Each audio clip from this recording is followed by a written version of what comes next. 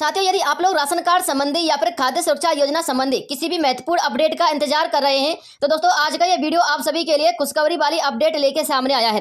जी हां साथियों, स्वागत है आप सभी लोगों का हमारे यूट्यूब चैनल स्टडी समागम पर। और दोस्तों आज के इस वीडियो में हम चर्चा करने वाले हैं राशन कार्ड संबंधी कुछ महत्वपूर्ण अपडेट के बारे में। दोस्तों आपको बताना चाहूंगा, राशन कार्ड में नए नाम जुड़ना अब शुरू हो चुके हैं और नए राशन कार्ड बनना भी अब शुरू हो चुके हैं। साथियों ये अपडेट आप लोगों को शायद ही मिली होगी, क्योंकि मैं आप लोगों के लिए बिल्कुल लेटेस्ट अपडेट देने वाला हूँ, इसलिए इस वीडियो में अंत तक बने रहना, एक एक स्टेप को आपको समझना है। इसी के साथ साथ दोस्तों पालनहार योजना के बकाया पेमेंट को लेकर भी एक छोटी सी अपडेट आपको देने वाला हूं, इसके संबंध में भी आप लोग डिटेल देखिएगा। तो चलिए दोस्तों वीडियो को शुरू करते हैं और सबसे पहले हम चर्चा करते हैं राशन कार्ड संबंधी कुछ महत्वपूर्ण अपडेट के बारे में। दोस्तों एक छोटा सा आर्टिकल है, इस आर्टिकल में मैंने आप लोगों के लिए संपूर्ण डिटेल लिख दिया, बस आप लोग इसे अच्छी प्रकार से पढ़ना और अच्छी प्रकार से समझना। कोई सवाल होता है तो आप लोग कमेंट बॉक्स में कमेंट कर देना। खुशखबरी वाली अपडेट है, खाद्य सुरक्षा योजना से अपडेट निकलकर सामने आ रही है। राजस्थान में अधिकांश लोग ऐसे हैं जिनके पास राशन कार्ड तो है, परंतु उनका नाम खाद्य सुरक्षा योजना में नहीं जुड़ा है, जिसकी वजह से राशन कार्ड होने के बावजूद भी उन्हें राशन नहीं मिलता। ऐसे लोग काफी लंबे समय से खाद्य सुरक्षा योजना के पोर्टल का ओपन होने को लेकर इंतजार करने में लगे हुए हैं।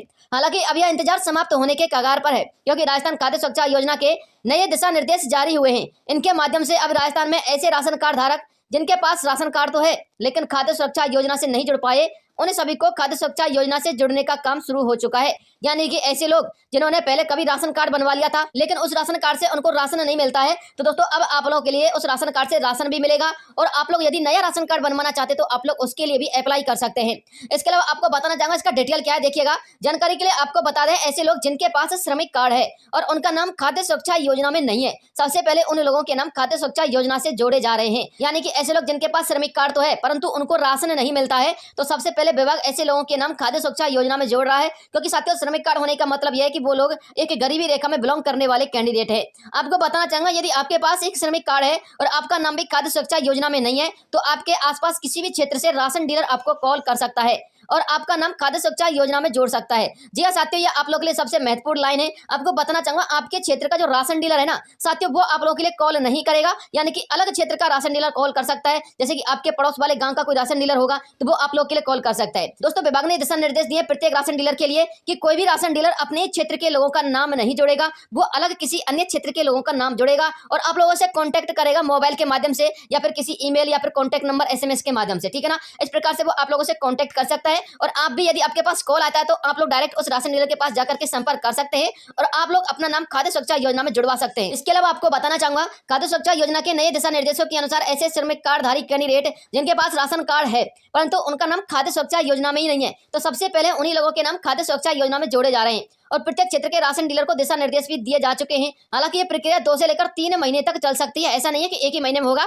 इसकी कोई डेट फिक्स नहीं की गई है। क्योंकि राजस्थान के अधिकांश जिले ऐसे हैं जिनमें यह कार्य अभी शुरू भी नहीं हुआ है, जबकि साथियों कुछ एक जिलों में यह कार्य शुरू हो चुका है, जैसे कि जोधपुर, जयपुर, भीलवाड़ा, इस प्रकार के कुछ और भी जिले हैं जिनमें यह कार्य शुरू हो चुका है और ना ही उनके राशन डीलरों के पास खाद्य सुरक्षा योजना के दिशा निर्देश आए हैं। यानी कि कुछ जिलों में तो राशन डीलरों के पास खाद्य सुरक्षा योजना के दिशा निर्देश भी नहीं पहुंचे हैं, उनमें यह कार्य शुरू होगा लेकिन थोड़ा सा लेट हो सकता है। इसके अलावा आपको बताना चाहूंगा, ऐसे लोग जिनके पास श्रमिक कार्ड नहीं है परंतु उनका नाम खाद्य सुरक्षा योजना में भी नहीं है, तो उन लोगों का इंतजार भी अब जल्द ही समाप्त होने वाला है। क्योंकि खाद्य सुरक्षा विभाग जल्द ही पात्र लोगों की सूची तैयार कर उनको अस्थायी रूप से योजना से हटा सकता है। जी हाँ साथियों, और उनके स्थान पर नए पात्र लोगों को मौका मिल सकता है। क्योंकि 31 दिसंबर EKYC की लास्ट तिथि रखी गई थी, लेकिन साथियों फिर से EKYC की तिथि को बढ़ा दिया गया है, 30 नवंबर कर दिया है। आप लोगों के लिए स्पेशल कोई निर्देश तो नहीं आए हैं कि EKYC की तिथि को बढ़ा दिया है, लेकिन आप लोग LPG ID की सीडिंग करवा रहे होंगे, तो साथियों उसी के साथ साथ आप लोग की EKYC भी की जा रही है। यानी कि 30 नवंबर तक LPG ID की सीडिंग भी होगी और आप लोग की EKYC भी होगी। यानी कि 30 नवंबर तक किसी भी कैंडिडेट का राशन बंद नहीं किया गया है, इसलिए साथियों अभी तक लोगों की सूची तैयार नहीं की गई है, जिसको लेकर उम्मीद लगाई जा रही है कि लगभग 20 से लेकर 30 लाख लोगों को नए राशन कार्ड हेतु आवेदन करने के लिए मौका मिल सकता है। हालांकि यह कार्य 30 नवंबर के बाद ही प्रारंभ हो सकता है, क्योंकि 30 नवंबर तक तो वर्तमान में कार्य किया जा रहा है, आप लोगों को भी पता होगा। इसके अलावा आपको बताना चाहूंगा, श्रमिक कार्ड को लेकर खाद्य सुरक्षा विभाग के जो दिशा निर्देश आए थे, जो उन्होंने अपडेट दी थी, वो वाकई में क्या थी और कहां से हमको ये रीड आउट करने को मिली है। अब आप लोग दोस्तों एक न्यूज़पेपर की कटिंग देखिएगा और उसमें आप लोग को पता लग जाएगा।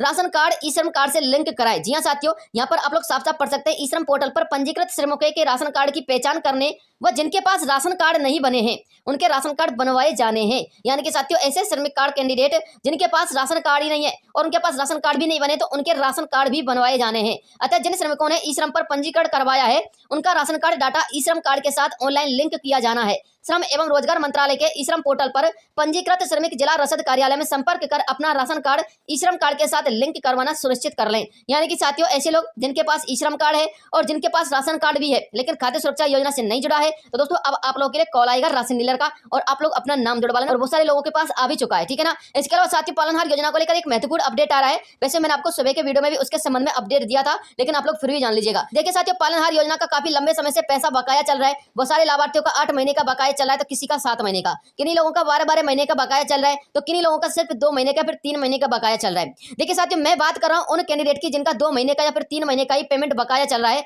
दोस्तों आप लोग के लिए खुशखबरी वाली अपडेट है। और जिनका 12 महीने या फिर 8 महीने का बकाया चल रहा है, तो उनके लिए भी साथियों 3 महीने का कम से कम पेमेंट आपको देखने को मिलेगा, क्योंकि साथियों बजट अब आप लोग की योजना के लिए आ चुका है। यहाँ पर आप लोग पढ़ सकते हैं 1 लाख महिलाओं को बनाएंगे लखपति दीदी। ये तो हो गई लखपति दीदी योजना की बात। और पालनहार योजना में यदि हम बात करें तो उसमें मिलेंगे 150 करोड़ रुपए। जी हाँ साथियों, पालनहार योजना के लाभार्थियों के लिए 150 करोड़ रुपए का प्रावधान किया है प्रदेश के मुख्यमंत्री बजरलाल शर्मा जी ने। आप लोग पूरा आर्टिकल पढ़ना चाहते हैं तो यहाँ से पढ़ सकते हैं। मैं आप लोगों के लिए पालनहार योजना से संबंधित इसके मेजर पॉइंट पढ़वा देता हूँ, ताकि आप लोग के काम की बात इसमें देखने को मिले।